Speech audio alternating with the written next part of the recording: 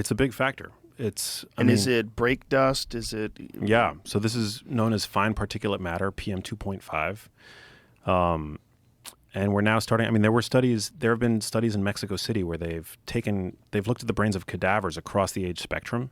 And even in children, they see pathology that looks a lot like Alzheimer's disease in young children. Just from the pollution. Just from the pollution. Yeah. They've identified like these, whether brake dust or other industrial byproducts of burning coal.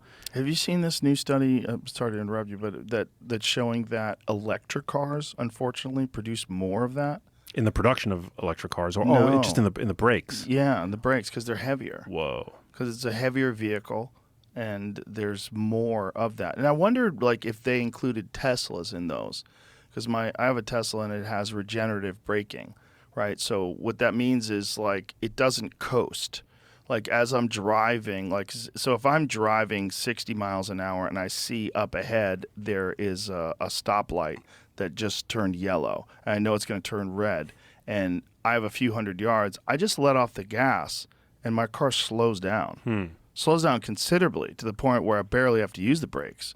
So a lot of people, when they talk about driving Teslas, they talk about 1 foot driving because you have to use the brakes, you have to stop short or if something's going on. But for the most part, if you know how the vehicle works, you rarely touch the brakes. It slows down a lot when it comes near a red light. Like as you come close to red light, let off the gas, it slows down a lot. Wow. Yeah, I don't have an electric car, and that's shocking. I know that the production, there's obviously an environmental toll to the production of these vehicles. What is this? Generally produce less brake dust than gas-powered cars because but that's just Teslas. My wife has a Porsche that doesn't have regenerative braking, and it's an electric car. Regenerative braking converts the vehicle's kinetic energy. You're right, but what about the ones that show that electric cars produce more brake dust? EVs can produce more tire dust because they're heavier and have more torque, which can cause them to wear out tires faster.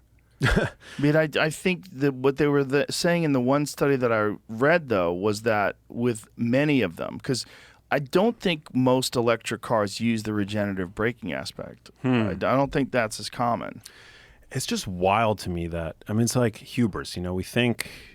One day we think we're doing good for the environment, and then the next day, we find out that there are all of these downstream. It's kind of like, people don't, I think, can't wrap their head around the fact that plant production actually leads to crop death.